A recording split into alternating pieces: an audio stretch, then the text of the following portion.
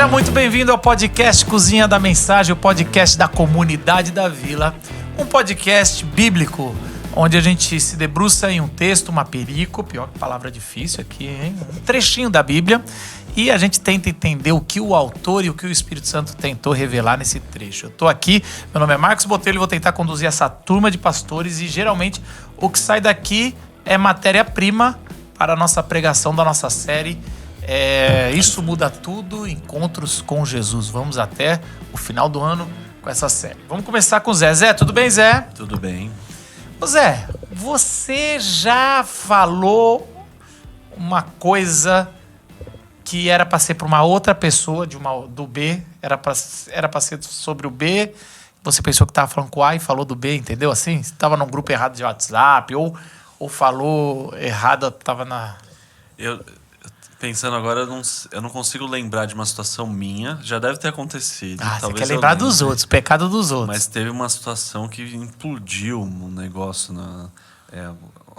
Uma parte da minha família, uma pessoa falou assim, ia falar pro marido dela, daí mandou pra pessoa assim, a louca da não sei o que falou isso. Mano, acaba. E causou um Mas eu já vi gente que fez por querer pra acabar com o grupo da família do WhatsApp. Assim, só pra... Não foi você. Causou? Não foi você. Não, eu faço sem querer. E aí, Gustavo, você já falou alguma coisa de alguém tava embaixo da cama ouvindo? Lembra disso aí? Eu acho que é uma boa. Seminário tem essa. A pessoa Conta essa do fazia seminário. o pessoal fazia isso no seminário. Tinha uma época que era moda, né? A gente era um seminário internato, então a gente isso é dormia muito nos importante, alojamentos. né? Todo mundo convivendo 24 horas por dia, Todo mundo 7 dias na assim, se semana. amava tanto ao ponto de odiar, né? Assim, E o que acontecia, volta, às vezes, era isso. Falando em discipulado sobre maledicência e tal, aí o pessoal às vezes fazia esse negócio. Quando alguém falava muito mal de alguém, às vezes convidava a pessoa pra ficar embaixo da cama ou atrás da Escondia. porta. Dentro Mas do assim, armário. aí chamava o outro e começava a Fala, e aí, instigar pra falar. que você O que falou, você acha ó? de sei o quê? Mano, e o cara tava ali embaixo. E deixava, mano. Você falaria na cara dele? Falaria.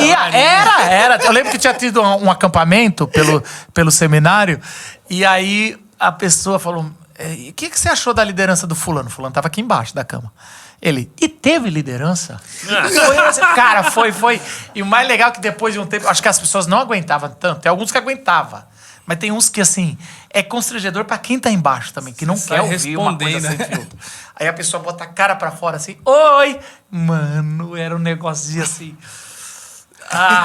Mas um que aconteceu comigo e que foi constrangedor foi uma vez que, cara, eu fui olhar alguma coisa no telefone. Tinha acabado de ter uma briga com a Flávia no carro, uma discussão daquelas, né? Viajando e discutindo. Aí eu fui olhar, o meu celular tava na caixa postal, cara. Tava numa caixa postal gravando, cara. De eu voltar no celular depois e aí conseguia ouvir a mensagem, mas já tinha ido já. A briga tinha sido toda gravada na caixa Não sei se... postal. Isso. Ela fez por querer, você sabe, pra se proteger. Não, eu no meu celular, eu tinha posto, tá. eu tava no bolso, alguma coisa assim, gravou um negócio. Cara, foi constrangedor. Era Se ainda ouvir alguém bravo. de uma outra igreja que eu fazia parte. Entendi. E ficou lá. Depois você fala como com a pessoa. Oi, tudo bem, então? Sabe como é, né? Casal, né? Ju, tudo bem, Ju? Tudo bem, Marcos? Você já cometeu esse erro de falar de alguém sem saber que a pessoa está ouvindo? Ou lendo?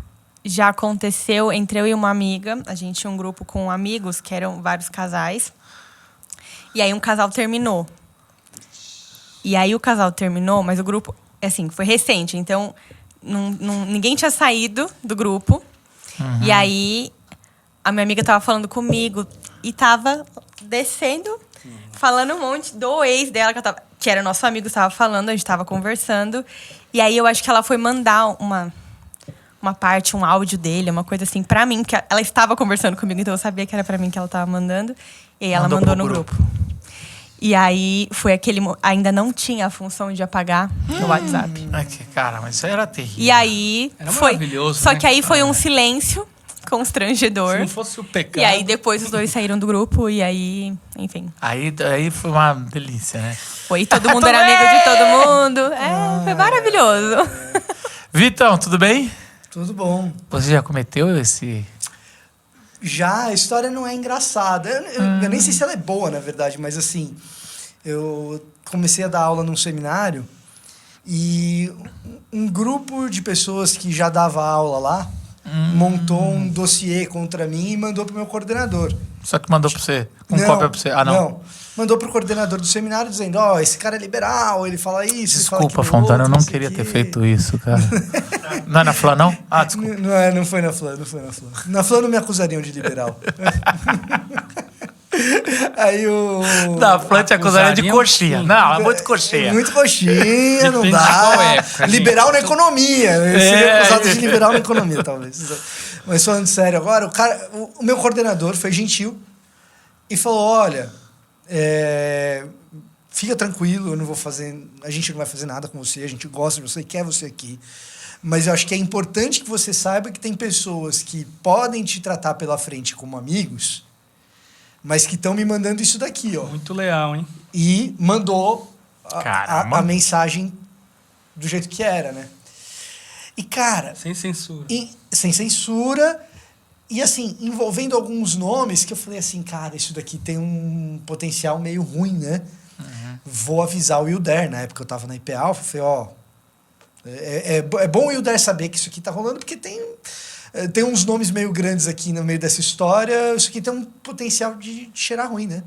E aí o que eu fiz? Eu peguei a mensagem do coordenador do seminário e apaguei algumas informações mais sensíveis. Coloquei o negocinho vermelho em cima de algumas das informações mais sensíveis, preservando ali algumas pessoas, não todas, para mandar para o IUDER. Só que em vez de mandar para o IUDER, eu mandei para o meu próprio coordenador. E aí, quando eu vi, putz, mandei pro cara com um negócio censurado, melhor eu apagar. Eu apaguei. Deu tempo. Não deu tempo. Não deu tempo. Ele virou para mim e falou assim, é duro, né? Às vezes a gente quer mandar para uma pessoa, tá mandando para outra. Mas ele acreditou na sua explicação? Cara, a gente tá de bem até hoje, então acho que sim. Mas até hoje... Você ainda teve o cuidado de fazer alguma censura. Não, e aí eu falei para ele, não, cara, eu tava mandando isso pro meu pastor, pro cara... Tava mandando pra mim, você sabe disso. Não foi naquilo lá que você me mandou? Brincadeira, gente. Se você soubesse os nomes que estavam naquela mensagem, você não ia achar coisa boa de algumas pessoas que eu sei que você acha. Nossa! Corta que eu quero saber agora. Põe nos cortes. Para, depois. Gente, Você sempre tá achando bem das pessoas e nem sempre elas são. Eu tenho esse defeito. Gente, a gente vai fazer um texto que tem muito sobre isso. Falar na cara de alguém sem saber o que tá falando. É bom. Eu acho que traz muito por aí o espírito desse texto aqui, assim, né? De você... A gente falaria, né? É interessante a nossa postura mesmo se estiver falando uma crítica, vamos dizer assim, tem esse termo aí, crítica construtiva. Mas a gente tem um jeito de falar com a pessoa... não precisa nem ser na nossa frente, no ambiente e sem a pessoa no ambiente. Então é interessante esse lado. Vamos dar uma olhada no encontro que muda tudo, que é o encontro do caminho de Emaús. Está em Lucas 24, qual é o versículo? Do 13 ao 35. Vamos dar uma lida? Você pode ler, Ju? Leio. Naquele mesmo dia, 2 dos seguidores de Jesus caminhavam para o povoado de Emaús, a 11 quilômetros de Jerusalém. No caminho, falavam a respeito de tudo o que havia acontecido. Enquanto conversavam e discutiam, o próprio Jesus se aproximou e começou a andar com eles. Os olhos deles, porém, estavam como que impedidos de reconhecê-lo. Jesus lhes perguntou: sobre o que vocês tanto debatem enquanto caminham? Eles pararam com o rosto entristecido. Então um deles, chamado Cleopas, respondeu: você deve ser a única pessoa em Jerusalém que não sabe das coisas que aconteceram lá nos últimos dias. Que coisas? Perguntou Jesus. As coisas que aconteceram com Jesus de Nazaré, responderam eles. Ele era um profeta de palavras e ações poderosas aos olhos de Deus e de todo o povo. Mas os principais sacerdotes e outros líderes religiosos o entregaram para que fosse condenado à morte e o crucificaram. Tínhamos esperança de que ele fosse aquele que resgataria Israel. Isso tudo aconteceu há 3 dias. Algumas mulheres de nosso grupo foram até seu túmulo hoje bem cedo e voltaram contando uma história surpreendente. Disseram que o corpo havia sumido e que viram anjos que lhes disseram que Jesus está vivo. Alguns homens de nosso grupo correram até lá para ver. E, de fato, tudo estava como as mulheres disseram, mas não o viram. Então Jesus lhes disse: Como vocês são tolos! Como custam a entender o que os profetas registraram nas Escrituras? Não percebem que era necessário que o Cristo sofresse essas coisas antes de entrar em sua glória? Então Jesus os conduziu por todos os escritos de Moisés e dos profetas, explicando o que as Escrituras diziam a respeito dele. Aproximando-se de Emaús, o destino deles, Jesus fez como quem seguiria a viagem. Mas eles insistiram: Fique conosco esta noite, pois já é tarde. E Jesus foi para casa com eles. Quando estavam à mesa, ele tomou o pão e o abençoou. Depois partiu e lhes deu. Então os olhos deles foram abertos e o reconheceram. Nesse momento, ele desapareceu. Disseram um ao outro: Não ardia o nosso coração quando ele falava conosco no caminho e nos explicava as Escrituras? E na mesma hora levantaram-se e voltaram para Jerusalém. Ali encontraram os 11 discípulos e os outros que estavam reunidos com eles, que lhes disseram: É verdade que o Senhor ressuscitou. Ele apareceu a Pedro. Continua? Então, os dois... Então os dois contaram como Jesus tinha aparecido enquanto andavam pelo caminho e como o haviam reconhecido quando ele partiu o pão. Legal. Contexto rápido do livro de Lucas. A gente sempre fala Lucas, né? Temos falado do Evangelho de Lucas, né? E eu acho que é interessante uma parte do contexto, já fazendo a pergunta e dando uma resposta, que é interessante ele escolher essa história como a história depois da ressurreição, né? O protagonista aqui não é um discípulo, né? É a primeira vez que aparece esse nome desse discípulo, Cleopas, para mim era nome de mulher. E aí ele parece esse cara e eles ganham um papel interessante. Eles nem estão em Jerusalém, estão indo para Emaús, 11 quilômetros, é isso? Isso. E é interessante isso, assim, como Lucas, de novo, decide escolher alguém de fora desse núcleo para testemunhar, né? Era assim, eu tenho algumas questões aqui para levantar. Eu sei que vocês vão bater, refutar aí, e espero que vocês façam, mas é interessante algumas coisas que Lucas faz com esse texto, né? Discordo também. É muito interessante. E aí acaba com Jesus aparecendo com mais gente e ascensão. Mas Lucas, de novo, com essa característica de trazer elementos de fora ou periféricos para as histórias, né? Ele faz isso com as mulheres, as crianças, os estrangeiros, na figura dos samaritanos, principalmente. Ele faz com os pobres. E agora aqui ele traz esses 2 discípulos, que eles provavelmente não é nenhum dos 12, né? O outro também, para poder falar, olha... E é interessante Jesus se preocupar em aparecer pra gente que não... É quase que assim, foca nos 12 ali, né? Que vão ser mais... tá gastando lábia com gente que não vai escrever evangelho. Então, assim, ou esses caras foram que contaram pro Lucas a maior parte de conteúdo. Viraram fonte, né? Viraram fonte. E aí, estão aí. Mas se não me puser, eu não conto. Se não me puser no livro, eu não conto. Pô, eu acho que foi o Cleópas fala, bota aí que daí eu te dou umas informações legais. Pessoal pagando um montão por tutoria de Antigo Testamento, tá aqui os caras receberam a maior que tem, né? É isso aí. Mais alguma observação sobre o Evangelho de Lucas que nesse texto ressalta aos olhos? Eu acho que é a questão histórica, talvez, né? A gente tem essa... a gente brincou um pouquinho, mas a gente já sabe, né, que por trás do Evangelho tem a pesquisa que Lucas faz, que ele mesmo fala que ia fazer, assim, né? De ir justamente tentar achar toda essa pesquisa a partir de relatos, de testemunhas, e essa é uma dessas, né? Que não tem nos outros evangelhos, que talvez não teria, numa situação, não era algo provavelmente muito conhecido de todos, assim, mas é algo que ele cavou, achou, entrevistou esses caras aqui, né?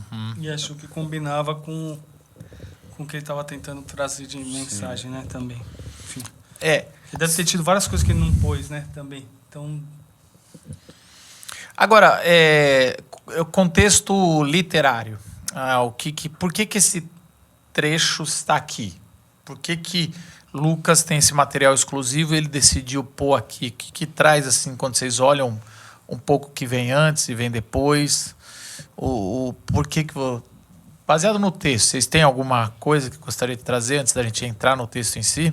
Porque sempre é bom a gente olhar esse contexto, né? Aqui parece ser claramente uma questão de temporal, né? Aquela situação aconteceu antes, naquele mesmo dia, das mulheres irem até o túmulo. Isso é domingo. Levando isso na ressurreição de Jesus, né? No primeiro dia da semana, bem cedo, então o capítulo começa assim, capítulo 24. As mulheres foram ao túmulo levando especiarias. E o versículo 13 fala, naquele mesmo dia. Então parece ter um contexto aqui que a gente fala que nem sempre é o que acontece nos evangelhos, né? Não é sempre a maneira como o evangelho escreve, né? Os evangelistas escrevem, nem sempre tem uma proposta de tempo ali, né? É um tempo, uma coisa atrás da outra. Mas aqui parece ser isso. E óbvio, né? Tem todo o contexto ali da ressurreição que colabora para isso, né? E tem mais uma coisa que reforça essa tese que você está falando, que é essa ideia de que depois os discípulos contam. Não, é verdade mesmo, apareceu para Pedro. Então, quer dizer, os caras saíram andando só depois da notícia das mulheres. Parece que ainda não tinha acontecido um negócio que acontece quase que em seguida ali, né? De Pedro ir atrás pro... Mas enfim. Na verdade eles não fecham. Lucas, o jeito que ele narra, ele não fecha a história de Pedro. Isso. Pedro sai e esses caras meio que não acreditam. O texto é claro que esses caras não acreditam no que as mulheres falaram. Isso. Então assim, e depois que eles voltam, ele fala, não, Pedro viu também. E aí agora vale. Então realmente... Agora vale. Mas isso é interessante, porque Jesus aparece para 3 mulheres, né? E porque fala aqui que Joana e as 2 Marias viram... Acho que esse é o trecho que coloca mais mulheres naquela cena, não é? Acho que quando fala nos outros evangelhos, você tem sempre a Maria... Sempre a Maria, mas agora é a única que fala dos 3. De novo Lucas colocando... O material exclusivo. O material, as mulheres no centro dessa narrativa. E agora ele pega 2 pessoas que não são... Ele decide não narrar o episódio de Pedro. É interessantíssimo. Ele tira o episódio de Pedro. É mais interessante que tá, assim, num certo sentido, do ponto de vista que ele da redação... exclui. Do que ele exclui, ponto de vista da redação, é mais... Não diria que é mais interessante, porque a narrativa de Emaús é extraordinária, mas mas é mais difícil de montar o quebra-cabeça, faz o quebra-cabeça mais intrigante o fato dele excluir o episódio de Pedro. Não, e depois fala muda assim... a câmera, como se fosse uma outra câmera. A gente que já leu o de João lá, o de Tomé, tá assim, no versículo 36, depois dessa história que a gente acabou de ler, enquanto falavam sobre isso, o próprio Jesus apareceu-lhe entre eles e lhe disse, paz seja com vocês. Então, ou seja, aí Jesus aparece... para eles pensam que é um fantasma, eles ficam com medo. Também se o cara uma hora é reconhecido, ou passou a parede, aí é um episódio interessante que ele aparece, mas daí já é para todo mundo, e aí confirma no coração deles que Jesus é realmente... Eu acredito, eu tenho uma tese aqui, eu acho que esse texto, não só esse texto, mas o começo de Atos, que seria o segundo volume de Lucas, é um texto para mostrar que a interpretação que os apóstolos têm do Antigo Testamento foi dada por Jesus. Então é um jeito de legitimar o Novo Testamento todo. Assim, o que a gente está escrevendo não é o que a gente aprendeu de Jesus. Ele depois volta e gasta 40 dias para falar, ó, deixa eu ver se vocês entenderam direito. É quase como assim, vocês estão tão devagarzinho que eu vou ensinar. E o começo de Atos é mais explícito ainda. Mas aqui também já está dizendo, olha, ele andava e ele explicava. E aqui vai trazer esse episódio. Mas vamos voltar desde o começo, né? Mostra 2 discípulos saindo triste. Domingo é o primeiro dia da semana, né? Então, assim, já tinha acabado a festa. Você imagina, as estradas estavam lotadas com trânsito de volta da maior festa deles. Uhum. A judaica de Jerusalém era lotada. Eu não sei. Esses caras iam parar na primeira parada. O Flávio Josefo, ele é conhecido por exagerar nos números, né? Não só ele, quase todo judeu naquela época tinha isso. Mas... Não só judeu, né? Desculpa, mas é que os textos judaicos é que eu tenho mais todos acesso, eles né? têm, isso. Estou só te salvando da cabeça. Tá bom. Mas assim, os textos do Flávio já falam que assim, chegava... Porque Jerusalém, num dia normal, se estima que tinha 20 mil pessoas morando. Era essa de cara. E você tinha alguns milhões nas festas. Também uma estimativa de documentos que alguns colocam. Era exagero, mas de qualquer jeito era muita gente. É muita gente, Muita gente. Era muitas vezes mais. Fora a metodologia rudimentar que se tinha para estimar esse tipo de número de multidão. Sim. Até hoje a gente tem dificuldade. É o jeito que a gente conta. A polícia militar briga com Datafolha toda vez. É isso. Mas assim, era muita gente. Tava todo mundo voltando. E daqui a pouco... É interessante como... Isso é de se pensar, né? Jesus entra no meio dos dois. Jesus conhecia os dois, né? Eram discípulos dele. E aí, eu acho assim... É a oportunidade de ficar embaixo da cama, né, o Gans? Deixa eu ver, cara. Eu acho que Jesus falou, Cara, não é possível que ninguém pegou. Cara, eu avisei tanto. Nossa, mano. Eu avisei você acha isso tanto. mesmo, de coração? Não sei se você não acha, não. Por que Jesus faz isso, não, cara? Às vezes eu tenho essa impressão, porque é o que eu vejo ele fazendo comigo, às vezes, né? E com outras pessoas. Sim, mas isso já é uma aplicação. É uma aplicação. Tô mas eu trazendo digo... aqui. Até mesmo nisso, que eu acho que combina com o resto, né? Das coisas que a gente vê ele fazendo até hoje, né? Que é essa coisa de... Então, mas... E aí? O que aconteceu? Como assim que aconteceu? O que aconteceu? Ainda o cara tira um sarro dele ainda. Pô, você estava onde? É o único, né? Que você estava em qual planeta? Você é o único cara que estava aqui que não ouviu o que aconteceu. Tem que te explicar o óbvio, né? Aí ele fala, não sei. Conta pra mim, o que é? Não, e aí o cara vem contando que hoje, sabe por quando exemplo... a gente vê nos filmes aquele dono de empresa ou aquele cara muito rico que, de repente, decide... Disfarçado. Não é nem disfarçado. Ele chega lá e as pessoas não reconhecem, aí ele vai testar segurança, ou ele... É ruim o serviço? Não, é muito ruim. E é a primeira vez que ele pode ouvir, assim, de forma sincera, pessoas que estão ali falando sobre o projeto, alguma coisa. É lógico que aqui é muito mais que isso, mas, assim, é interessante, porque Jesus, ele não vai assim... Vou falar uma coisa aqui. Ele não está indo muito para consolar, apesar que ele vai fazer isso no final. O pessoal está triste. Perdeu. Ele está mais para entender como é que vocês vão lidar com essa dor e com isso que vocês estão vendo. Sério? Eu acho muito intrigante o fato de ser um dos textos, talvez um dos únicos, né, depois que Jesus é ressurreto, das pessoas não reconhecerem. De não reconhecer. E aí a minha cabeça, igual você fala, né, Marcos, tentando imaginar, eu fico tentando imaginar como foi essa questão e do motivo de Lucas colocar isso na narrativa, de Jesus se aproximar deles, caminhar com eles e eles não reconhecerem. Eu acho isso interessante, porque realmente nos outros textos ele se aproxima e todo mundo vai sabendo que é ele. Esse é um dos textos que ele caminha e ele escolhe, bom, e vendo até onde vai dar, assim, né? Isso é intrigante, do porquê ele querendo entender o que estava passando no coração deles, assim, não só consolar em si, né, mas passar esse tempo sem ser reconhecido. Eu acho intrigante. Esse texto é uma parte que sempre me deixou intrigada. Então, uma discussão generalizada ali, tá? Assim, o pessoal tá... Ele era apenas mais um elemento entrando na discussão.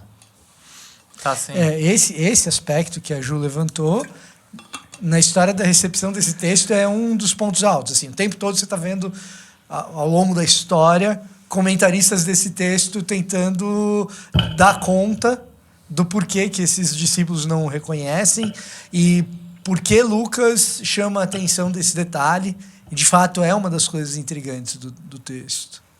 Agora, vocês enxergam isso como forma mística ou uma cegueira psicológica? Apesar que é irrelevante, mas assim... Eu acho que, por isso aparecer também em outros lugares, se tivesse só nesse texto, ainda tudo bem. Mas entre os próprios discípulos, cara, em outras cenas, né? Qual cena? Que João descreve quando tá o cara ali na praia, enfim, mas tá longe, não dava para reconhecer. Aí esse texto dá para ser meio longe. Não, né? Ou não? Alguém meio tudo bem, não pode no ser. caminho de Emaús pode estar muito ir... escuro.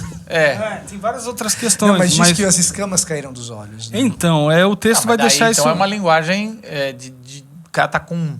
Bom, só tô... Enfim, eu acho que tem algum aspecto desse, porque isso aparece em outros textos de não reconhecer Jesus, de olhar, principalmente depois da ressurreição, e não reconhecer, falar, peraí, cara, tem certeza, será que é ele? Será que não é? Tem um outro texto que não ousavam perguntar, não sabiam se era ele, mas eu preciso ver qual que seria a referência em qual dos evangelhos, mas não ousavam perguntar se era ele mesmo, assim, entenderam que era ele. Então, talvez tenha alguma questão aqui específica. Essa é uma temática que a Bíblia não esconde depois da ressurreição. Isso é o ponto. Então, Mateus 28, e tá tão lá, ruim tá ficar lá mal na explicado. Grande comissão, que é maravilhoso, é o ponto principal de Mateus 28. Mas um pouquinho antes fala, e muitos duvidaram. Então, assim... Não, aqui tem também ali... em Lucas, que eles vão falar, depois ele vai aparecer para os discípulos que você citou, né? Mas ele vai falar, os caras achavam que era um fantasma. Né? Aí, tipo, vendo que muitos deles ainda não criam, então Jesus falou, tá bom, traz uma comida lá para vocês verem que eu vou comer. Ele faz o que Tomé, vejam minhas mãos, vejam meus pés, sou eu mesmo. Ou seja, aqui na narrativa de Lucas, todo mundo é Tomé. Sim. Todo mundo é Tomé. Interessantíssimo isso também. Porque assim, né? porque ele tá aqui, ele tá falando, gente, vocês estão duvidando, sou eu. Então, assim, o que João colocou como Tomé, aqui tá todo mundo meio que é aquela reunião no começo. Isso. Agora, uma coisa que é interessante, presta atenção no que eu vou falar, e aí eu queria que vocês trouxessem também o que vocês pensam. Tanto esse texto como o texto de Tomé são textos pós-ressurreição que são muito fáceis de aplicar. Uhum.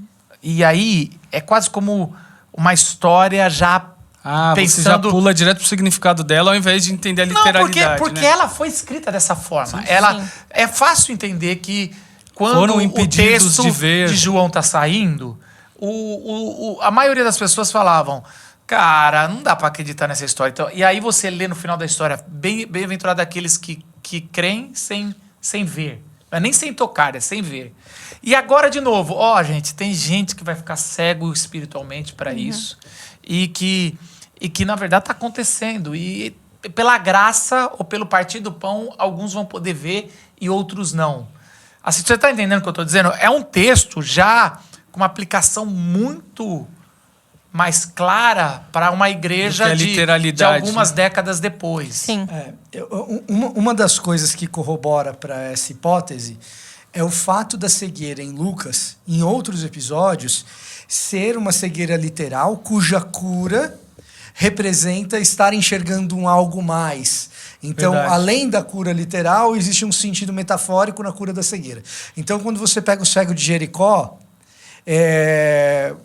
o sentido do cego de Jericó ali é ele enxergar que Jesus é o Messias. Aquela história que a gente já comentou que tem um pedinte, a gente espera que o pedinte peça dinheiro. O que ele faz? Em vez de pedir dinheiro, Jesus pergunta, que queres que eu te faça? E ele fala, mestre, que eu torne a ver. O jovem rico do episódio anterior, que não enxergava de fato que mestre era esse, o cego enxerga. Uhum. E no lugar de pedir dinheiro, pede aquilo que só um tipo de mestre poderia lhe dar. Voltar a enxergar. né? Então, e isso é Lucas. Então, a cegueira em Lucas, ela é muito simbólica. Ela é simbólica. Ela tem o seu aspecto literal, a literalidade da história. E ela é sempre messiânica, né? Ela é sempre messiânica. E aqui é uma cegueira. É o revelação. Literalmente é a revelação, né? É uma Cair escama dos olhos. E volta, é a revelação, né? Volta naquela coisa que a gente já falou em outras temáticas dessa série, da dificuldade que tinha para as pessoas daquela época de acreditar na ressurreição. Então, realmente, isso mexia com estruturas muito fortes de todos eles. Com certeza isso não é uma possibilidade. Exato. Né? E eu acho que mexe com o senso, igual a gente também falou no de Tomé, de realidade, do que é possível, o que não é, e o que você coloca na cabeça e você vai firme ali e fica cego para todas as outras possibilidades, né? Eu não acho que é só daquela época, mas mostra que naquela época também. Hoje é muito difícil acreditar que alguém ressuscitou, gente. Sim. A gente não vê isso. Teve uma... Mas que hoje você ver tem a pessoa, cara, esse negócio de você ver a fisionomia, cara. Tipo, tem coisas na nossa mente que a gente tem que é a lembrar. altura da pessoa, mas isso é a largura. Cara, mas uma coisa que é difícil a gente entender, a gente é de a gente é uma dos primeiros primeiros não, mas há muito pouco tempo na nossa história, a gente consegue ver a pessoa depois de morta. Através de fotos, né? Pinturas, aí fotos. Hoje a gente vê... Hoje o Facebook, você cria um memorial. As redes sociais, tem você cria perfil da pessoa, a pessoa tá lá, né? todos os vídeos, você consegue ver. Aquilo depois que você enterrava naquela época, você nunca mais iria ver aquilo lá. Então é uma coisa muito assustadora. Nem foto você tinha. Não, nada. É realmente esquecer. Sim. E acho que tem 2 pontos que são interessantes. Um que é o que a nossa cabeça pode fazer quando você quer evitar uma frustração ou luto, que é que você... É comum você perguntar para uma pessoa que perdeu alguém, se você perguntar das características dela, às vezes ela não lembra. Embora ame muito, ela não consegue lembrar das características físicas da pessoa. Isso é uma coisa que isso acontece com o ser humano normal. E a outra coisa que eu ia falar, que esses dias, esse domingo agora, na verdade, teve uma criança que estava falando sobre a cruz, sobre a vida de Jesus, sobre a ressurreição. E 9 anos, a gente estava no louvor ali. Tia, mas Jesus então morreu de morte morrida, assim. Morreu mesmo. Aí a gente falou, voltou. Ressuscitou mesmo. Aí a gente falou, sim, consigo imaginar isso. Então, assim, realmente é uma coisa que pra gente ainda é difícil, porque a gente não vê também isso acontecendo, isso. Né? É uma coisa recorrente. Da criança é maravilhoso. Outra coisa que eu nunca entendi, que eu não sei se faz parte das minhas limitações, é ver o retrato falado. É fazer retrato falado. Sim. Mano, eu nunca entendi como alguém consegue fazer um retrato falado. Não. Cara, eu acho que eu não sei fazer... Das suas limitações. Isso aí eu nem acredito. Então, exatamente. Eu acho que se pedirem pra fazer um retrato falado do meu pai, eu não sei. Então, assim, esse negócio do cara vir uma pessoa e faz um retrato, assim, eu fico impressionado. Eu lembro a primeira vez que eu vi esse negócio de retrato falado na TV. Era ou no Fantástico, ou no Globo Repórter, era um negócio desse. E era uma matéria sobre os caras fazendo o retrato falado. Então tinha testemunha dando a descrição lá e o sujeito indo lá desenhando. A minha sensação, como criança vendo aquilo, era a seguinte: nem a pau que isso é verdade. Os caras já bateram? Deve ter batido, né? Contra não, pegou. Nada a ver, mano. Olha só. Não tinha nem perto. Eu acho que era só uma forma de perpetuar o preconceito. Isso, a mesma cor.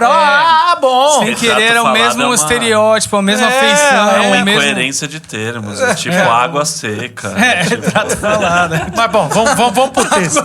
Eu fico mais feliz em saber que vocês também não acreditam. Caramba, eu fico assim. Porque tem a ver com isso, com esse negócio do...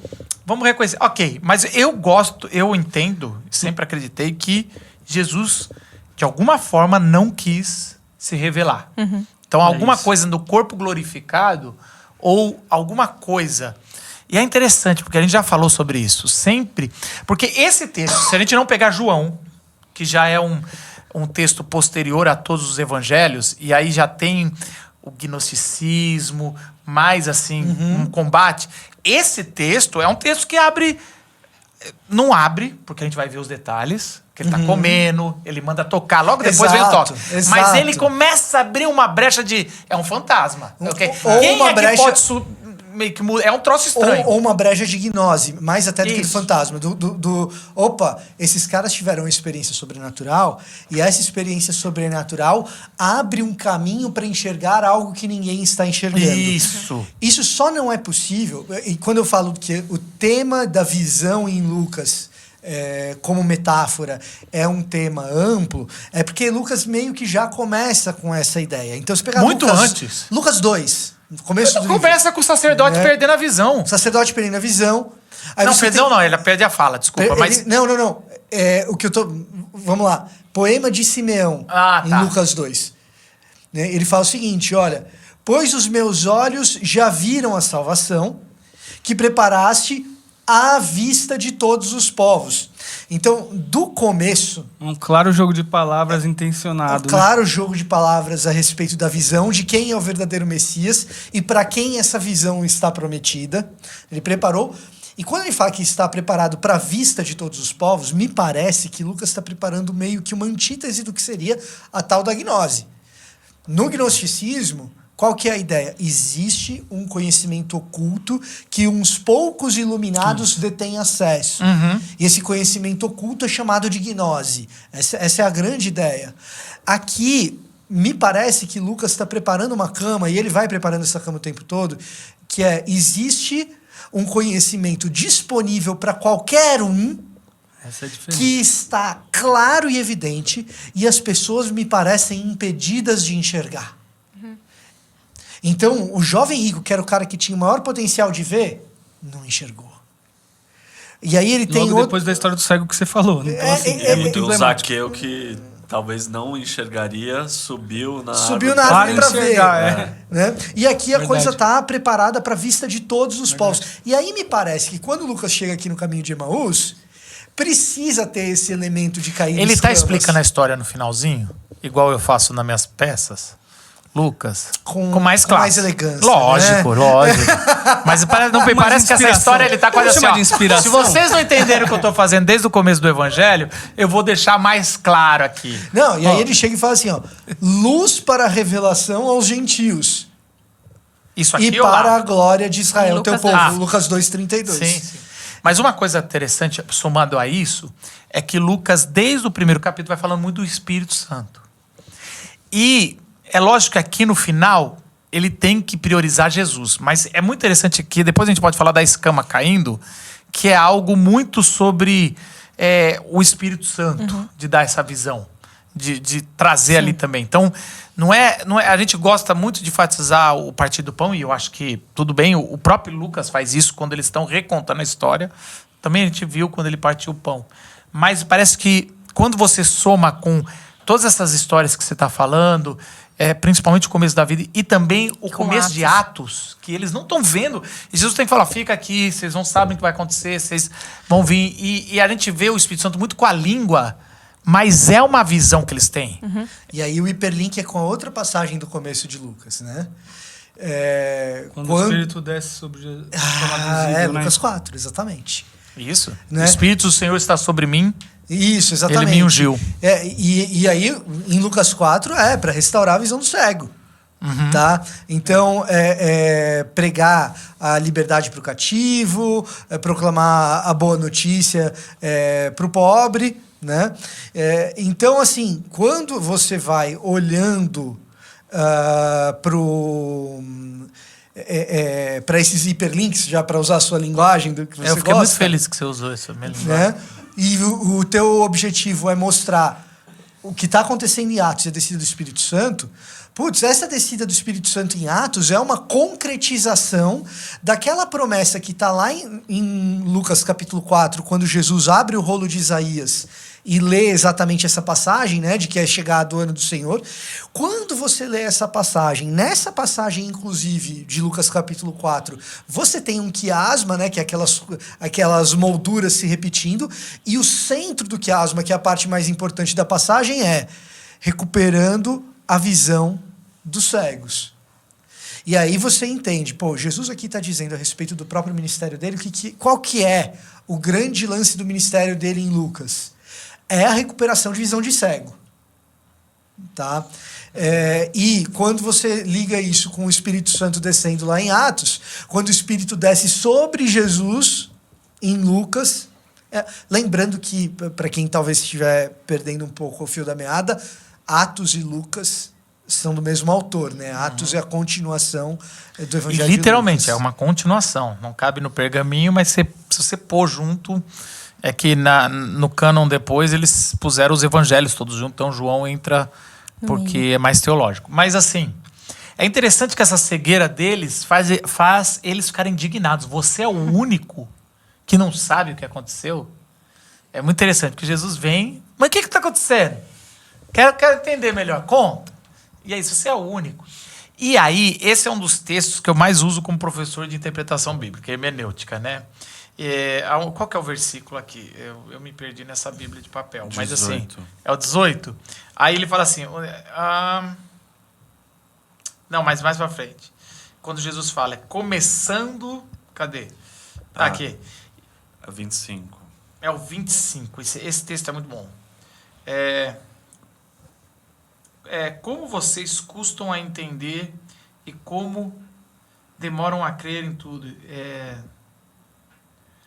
Não deveria o Cristo, e aqui não é, ele está falando do ungido, né?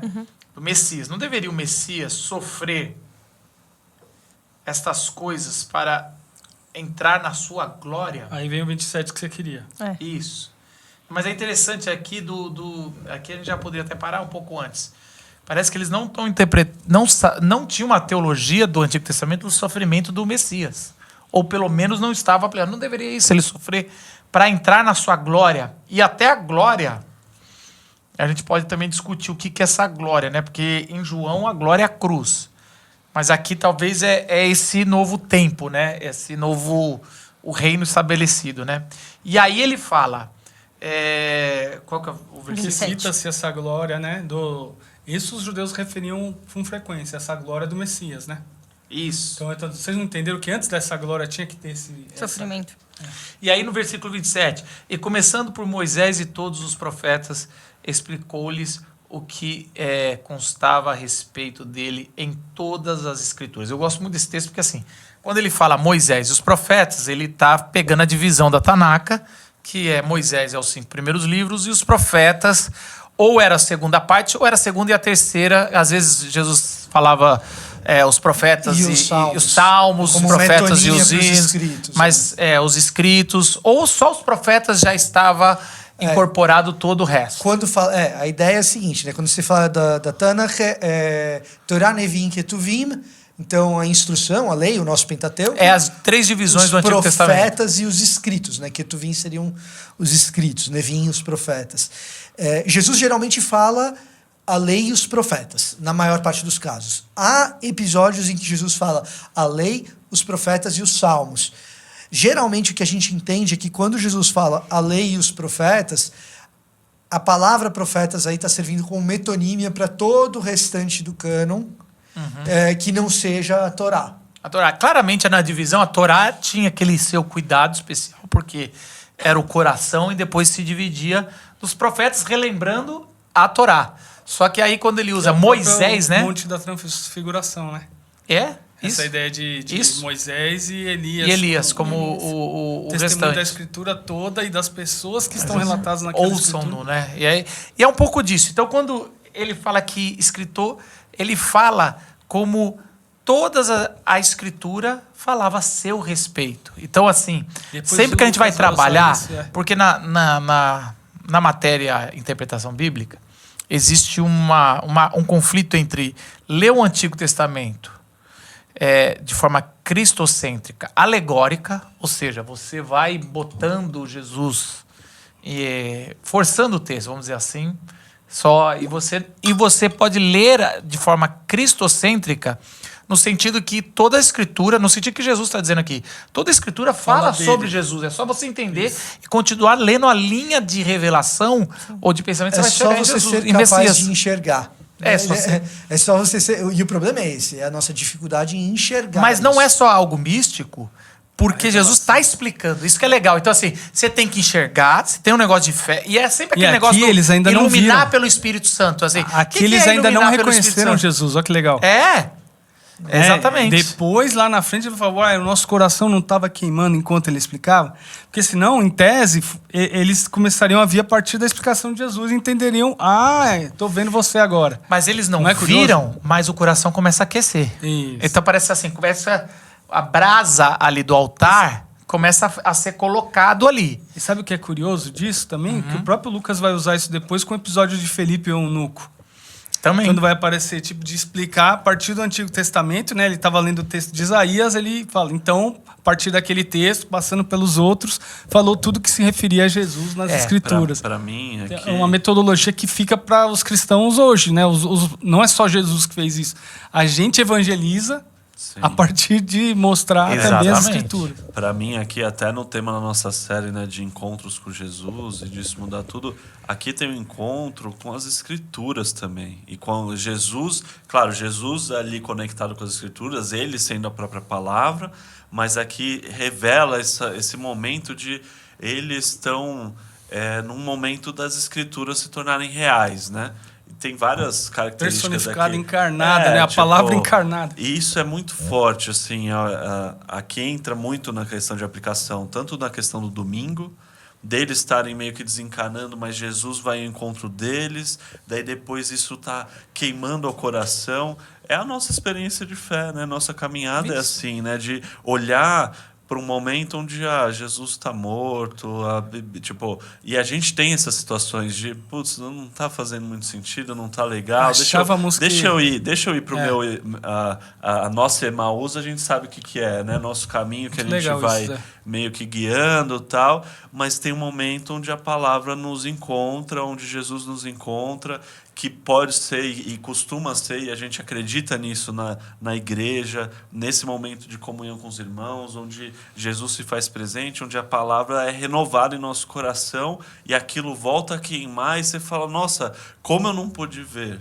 Né? E aí chega e até... esse processo de fé, de caminhada é muito comum e que deve ser renovado na nossa vida. E isso acontece constantemente com o tema e o efeito da morte e ressurreição de Jesus para nós ainda, né? Que eu acho que essa questão de...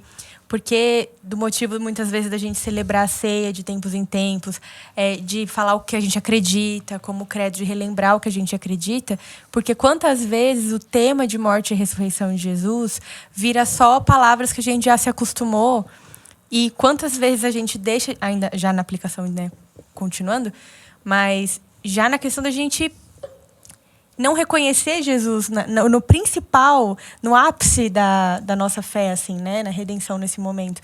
Quantas vezes a gente não reconhece, isso passa despercebido, e às vezes o nosso coração começa a queimar, mas a nossa percepção pode estar, às vezes, muitas vezes, no nosso luto, na nossa dor, no nosso sofrimento.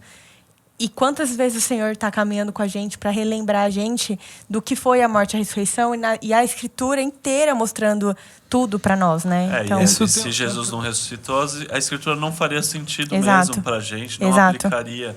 E o fato dele ressuscitar e isso fazer sentido de fato, ser real no nosso coração, é o que faz as Escrituras serem reais também. Uma coisa interessante que tem a ver, que a gente usa banalizando um pouco essa questão do coração, às vezes, né? Sim.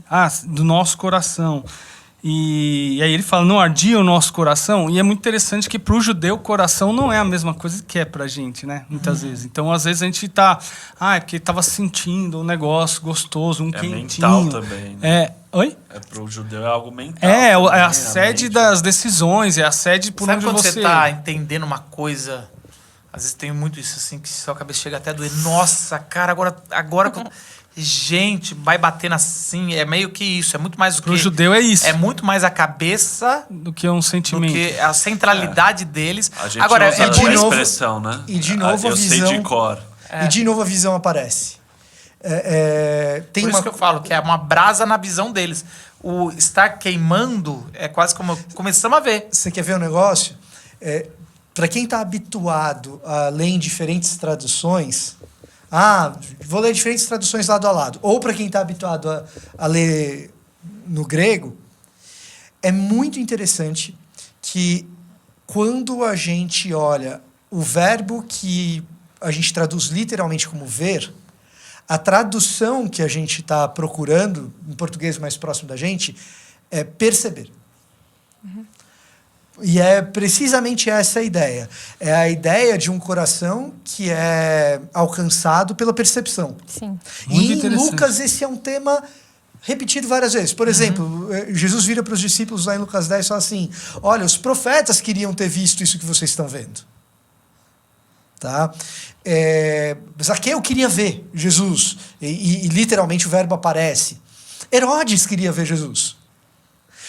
Só que tem uma diferença, por exemplo, entre o jeito que Zaqueu quer ver Jesus e o jeito que Herodes quer ver Jesus. Porque Herodes, no final da narrativa, ele simplesmente manifesta o desejo de querer ver Jesus.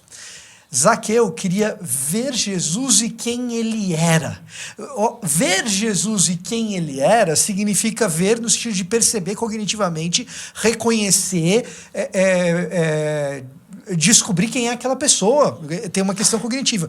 E talvez a passagem mais interessante nesse sentido é uma que a gente já teve na nossa série, que é a do leproso que volta.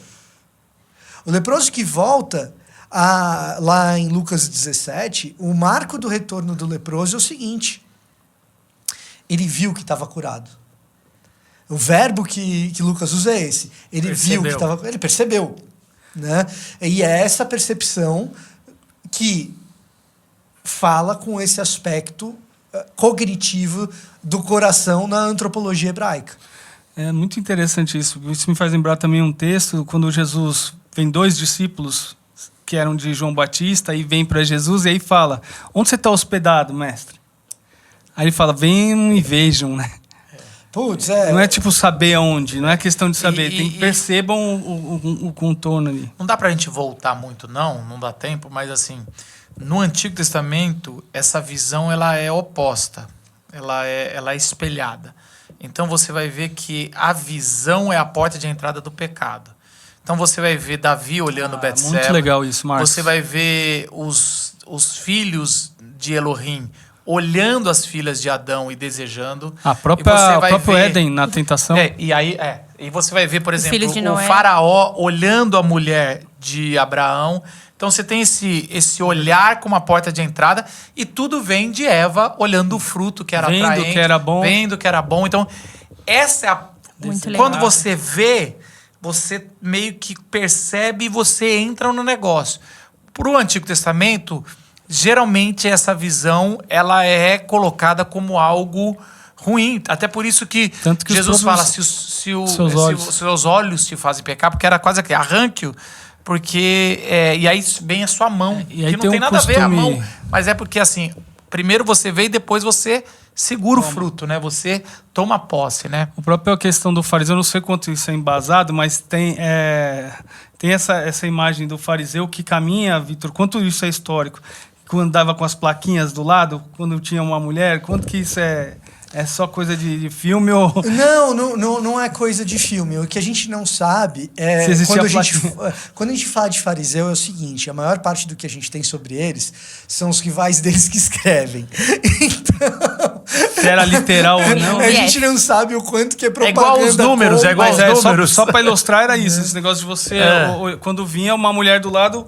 Supostamente o cara pegava uma plaquinha e cobria a visão, como se aquilo fosse impedir o coração dele de pecar, né? Mas e aí tem uma outra coisa que talvez tenha um hiperlink, que eu acho que é interessante, porque tem um detalhe que Lucas faz questão de colocar e a gente meio que acha que é uma brincadeira ou porque e Jesus, vendo que eles chegaram lá em Emaús, ele faz que ele vai passar. Isso é interessante, é verdade. E as pessoas, os dois insistem, né? Qual que é a palavra que é usada aí? Sim. Os dois, eles estiram muito com ele. Fique conosco. A gente pode perceber que é só uma bobeirinha, mas quando você... Eu acho que... Vê se eu tenho coerência no que eu vou falar. O Lucas está colocando que esses caras já estavam percebendo ou enxergando que Jesus era um grande profeta. Porque existem leis no Antigo Testamento... que principalmente o episódio do final, de Juízes, aonde as pessoas não acolhem as pessoas nas casas, os inocentes, os justos, e deixam eles peregrinar durante a noite, e isso traz quase como uma maldição. Não é uma casa, não são uma cidade, ou não são pessoas que entenderam a hospitalidade. A hospitalidade tem toda uma equivalência com espiritualidade. Então, quando eles não deixam, Jesus é quase como testando.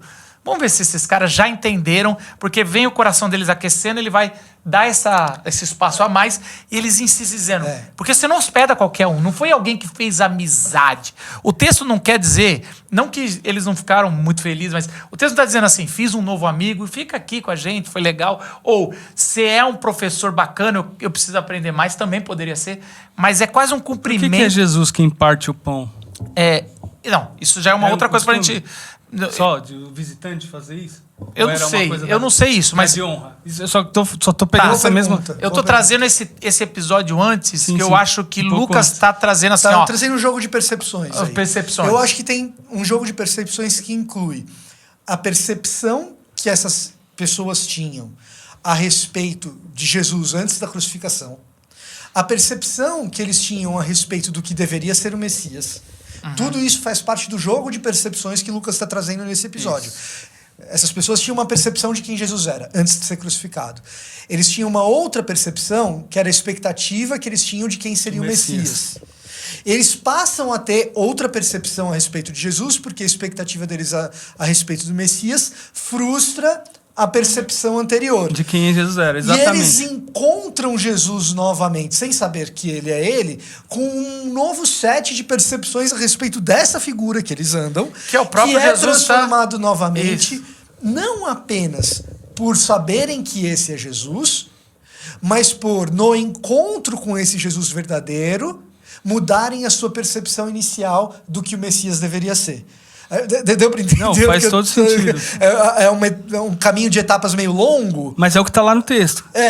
Mas olha que interessante. O que eu tô querendo trazer, além de que Lucas está construindo aqui uma narrativa, e quem tá ali não tá entendendo, não é só que eles insistiram para ficar, é que se eles não tivessem feito isso, eles não teriam experimentado... Não, eles não teriam experimentado o que vão experimentar lá dentro da casa. Também. Que assim, cara, acolhe essas pessoas. Quando você vai ler episódios de pessoas nas casas não sendo hospedadas, você pode ir em Sodoma e Gomorra, você pode ir em Juízes, como eu falei, você pode ir em vários negócios de...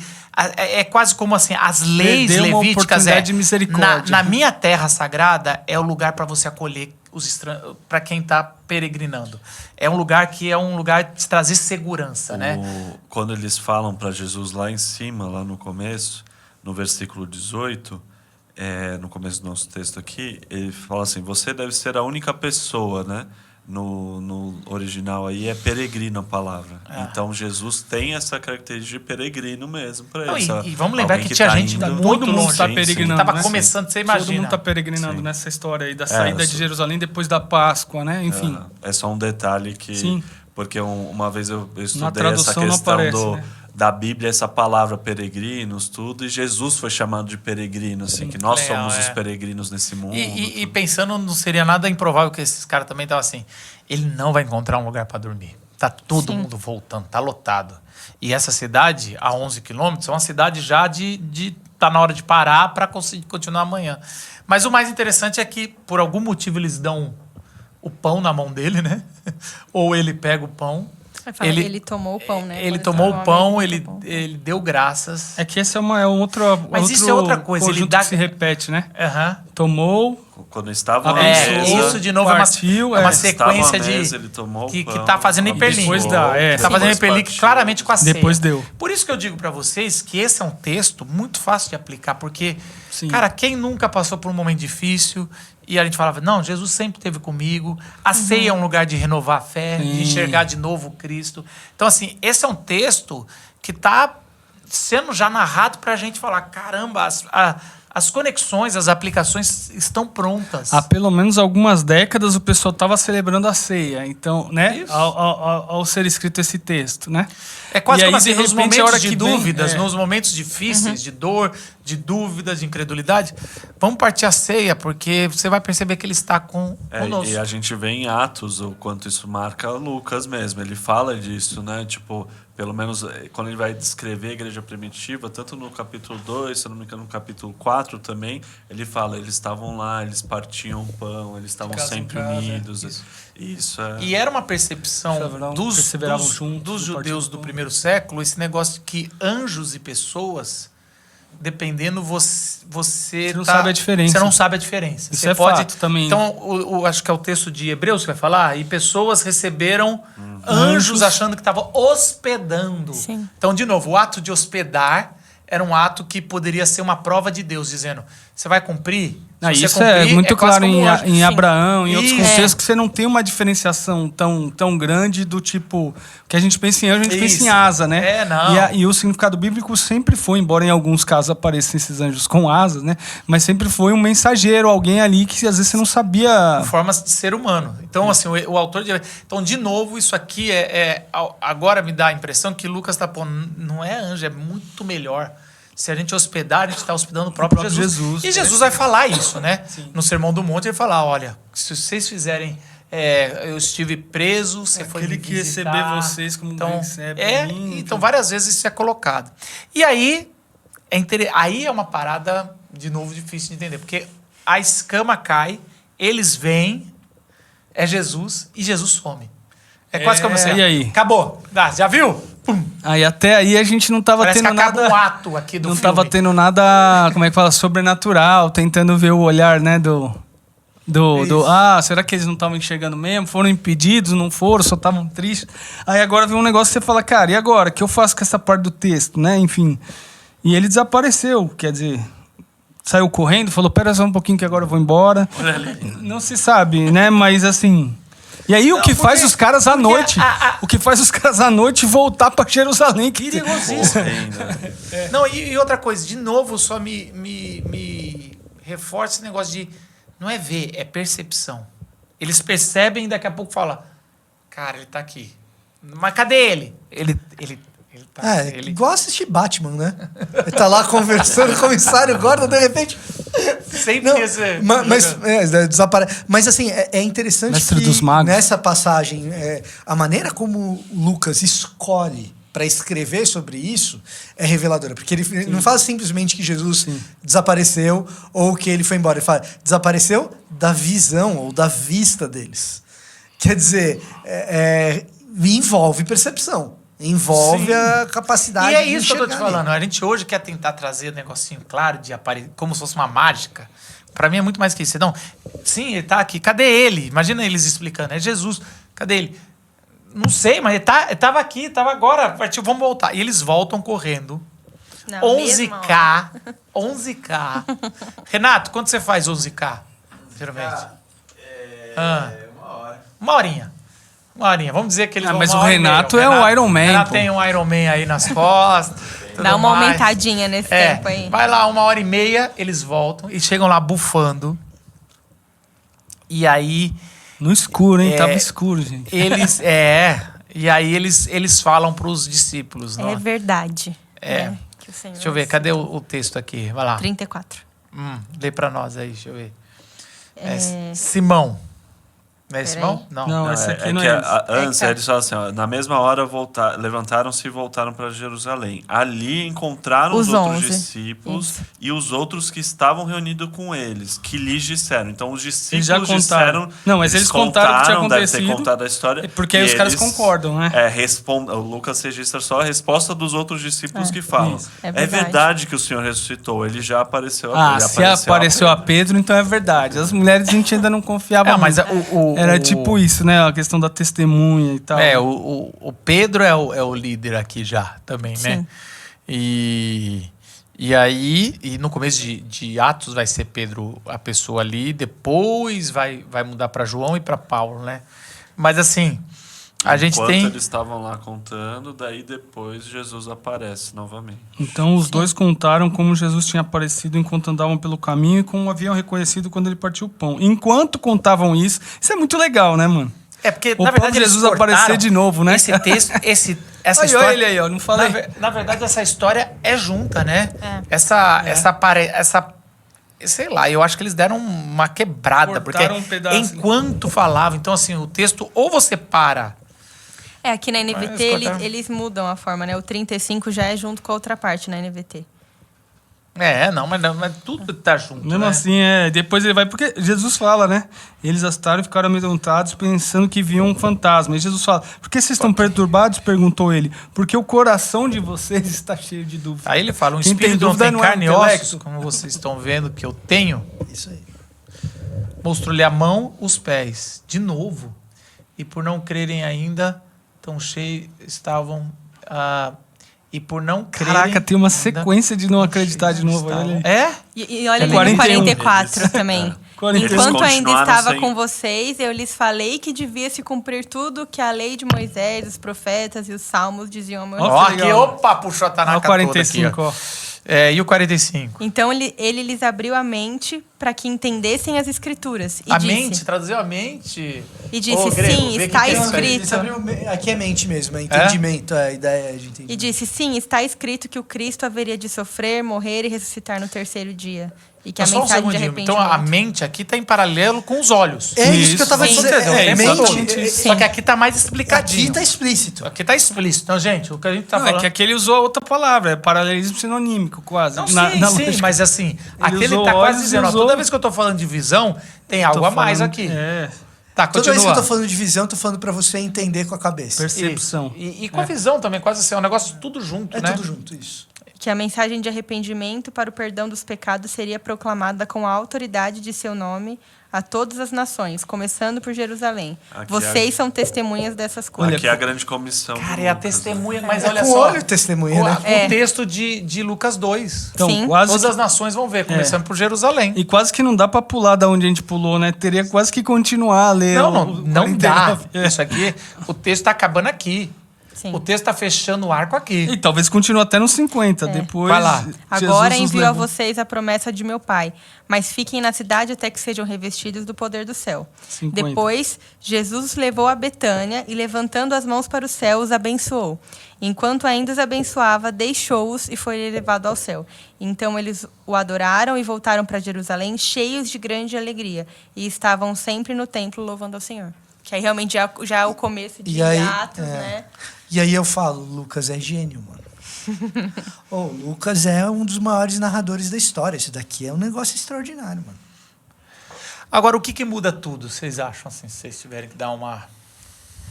Cara, porventura não nos ardia o coração enquanto ele nos expunha as escrituras. Eu acho que é uma das maiores passagens do texto bíblico pra gente dizer que mudou alguma coisa pra alguém.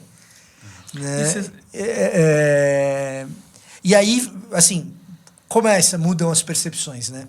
Eu tinha uma expectativa a respeito do Messias, de que os sinais que ele me mostraria indicariam a queda de Roma.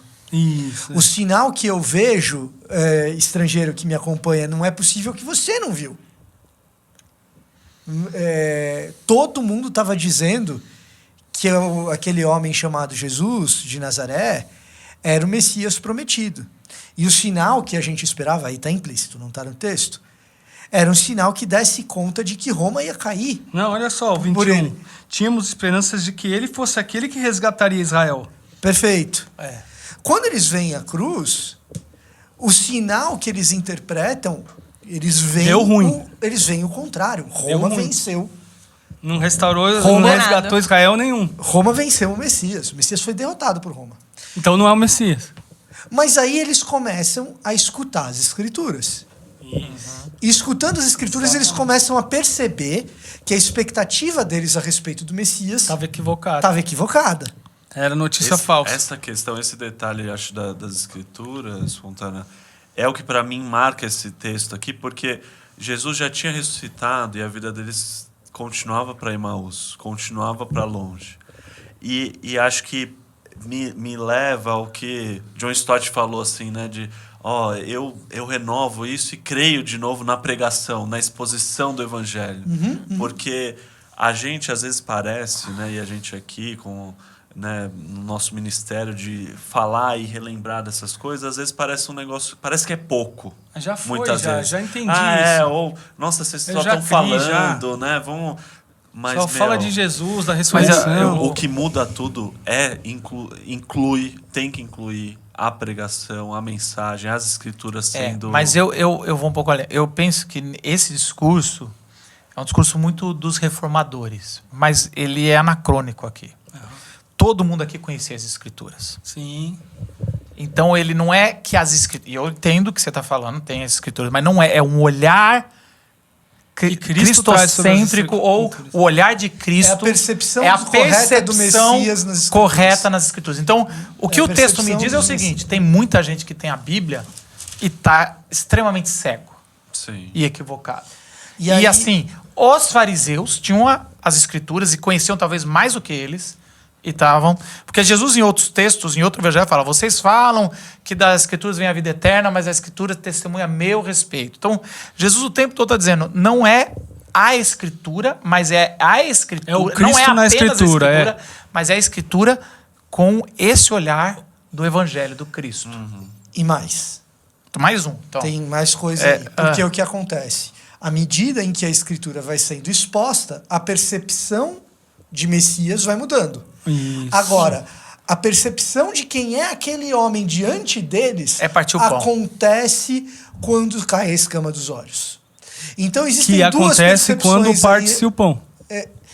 Exato. Então existem duas percepções ainda sendo mudadas. A percepção de quem é o Messias revelado nas Escrituras e a percepção de quem é aquele homem diante deles. E a percepção de quem é aquele homem diante deles inicia um processo escatológico. Isso é um pouco mais difícil de explicar, mas eu quero deixar claro aqui. A gente precisa de uma percepção de ressurreição para acontecer aquilo que o Stott está tensionando quando escreve sobre pregação. A gente, às vezes, até é bom de pregar cristocêntrico. Às vezes a gente até é bom de pregar sendo cristocêntrico. Mas se a gente é bom de pregar cristocêntrico sem revelar que a ressurreição iniciou uma nova era, esse cristocentrismo está apontando talvez para uma soteriologia meramente, talvez ele esteja apontando meramente para o que Deus faz na vida individual de uma pessoa. Uma ética individualista. Mas não aponta para o trabalho completo do evangelho. Cosmológico. Que é o reino. Que é o reino e que está expresso na frente deles. Opa, como eu estou vendo quem esse cara realmente é, então Roma não venceu. Como eu estou vendo ele como ele realmente... Quem é esse cara que está vivo depois de ter sido crucificado? Então, uma nova era começou. Mais do que isso. Mas é muito curioso começou a reconstrução de tudo. O pecado que bagunçou toda a criação, bagunçou o corpo de Jesus na cruz, e agora Deus começa a reconstruir tudo a partir do corpo do próprio Filho. É a primeira coisa que ele conserta. Então, essa inauguração de uma era escatológica, e aí eu vou recorrer... Que é mais do que o resgate de Israel, né? Que eles achavam no começo. Perfeito. Vai incluir as nações. Vai incluir as nações. O versículo 47 vai dizendo assim, que em seu nome, né? Ou na pessoa desse Jesus, seria pregado arrependimento para perdão dos pecados de todas as nações, começando por Jerusalém. E aí eu acho que o Zé está certo. Vocês são testemunha dessas coisas. A bola que o Zé está tentando levantar e que ele está recorrendo a um livro do Stott, que eu acho que vale muito a pena ser lido, eu creio na pregação. A bola que o Zé está tentando levantar é a seguinte: a proclamação verbal bem explicada desses processos. Por quê? Porque, diferentemente de Paulo no caminho para Damasco ou desses discípulos no caminho para Emaús, poucos de nós terão o privilégio de, andando pelo caminho, esbarrarem no Jesus ressurreto. Então, é a nossa pregação do Jesus ressurreto que surtirá efeito. Que é o que acontece com o eunuco. Quando o evangelista, que já traz em si mesmo, no próprio nome, essa questão daquele que traz a boa notícia do reino, né? Filipe, o evangelista, ele faz isso. Né? E é interessante que toda a narrativa aqui são de pregações ou testemunhas que são colocadas em dúvidas. As mulheres... Sim. Eles, as percepções, até Jesus claramente falar, toca de novo. Tá, vamos de novo. E várias vezes aqui só nesse trecho. De tocar de mim, eu não subo mais para a glória. É quase assim. Vocês têm que entender que a pregação ou que o testemunho que vai ser isso, o que vai ancorar daqui para frente. E praticamente ele... É o verso 48. É o vocês texto são deles. testemunhas. Agora é vocês. Eu não vou ficar voltando toda hora pra fazer, apesar que ele faz isso com o Paulo, só pra dar aquele moralzinho a mais. E eu acho que a misericórdia de Jesus com esses discípulos e com a gente, como a gente já falou em outros encontros, de acolher o fato de que a nossa percepção ela não é mudada uma vez da noite para o dia e isso permanece sem falhas, né? Então eu acho que para mim também o que muda tudo em todo esse contexto que a gente falou e que é muito precioso é como a nossa percepção como seres humanos que é encontrada no arrependimento, no perdão dos nossos pecados, a misericórdia do Senhor, da nossa percepção da ressurreição, de quem Jesus é na nossa vida, ela ser gradual, conforme a gente se encontra com Ele, conforme a gente se aproxima dele, a gente relembra e proclama mais uma vez nessa misericórdia dos processos da nossa percepção. É muito legal isso. Que se renovam, né? E isso muda tudo. Que estava vindo no meu coração, isso que você está falando, enquanto você estava falando isso, vinha muito isso no meu coração, disso de... a gente vê Jesus, Jesus está bravo com os caras, de novo, vou ter que explicar, né? Só que não é isso, é o carinho de Jesus de perguntar, mas e aí, o que vocês estavam conversando? É a misericórdia se renovando, né? Não, me conta, né? E aí vai. Aí os caras, não, você quer tocar? Então toca. O que é? Você quer que eu coma alguma coisa para provar que eu não sou um fantasma? Então vem cá, vou provar. Vocês ainda não entenderam? Então eu vou explicar a escritura. Não, então eu ainda vou abrir o entendimento de vocês. Olha quantas etapas, fica até repetitivo. E a percepção da misericórdia do Senhor. E quase que faltou, Verdade. no finalzinho ali, faltou quase, tá implícito aqui, mas o que João vai falar, bem-aventurados os que vão encontrar esse coração aquecido apenas em lembrar da mensagem do Evangelho. Sim. Não necessariamente vão me ver, não necessariamente vão me tocar, não necessariamente vão comer comigo. Bem-aventurados, vocês são aqueles que eu voltei porque caminharam comigo, mas a partir daqui é um ato de fé. É uma coisa que pode mudar tudo, mas é uma percepção, um abrir os olhos da fé, uma revelação da fé. Espero que você tenha gostado. Se você chegou até aqui, podcast longo, Renato adora podcast longo. Você pode comentar aqui embaixo, aonde você estiver ouvindo, no Spotify, no YouTube, dar as estrelinhas se você gostou e a gente se vê segunda que vem no nosso próximo podcast. Tchau!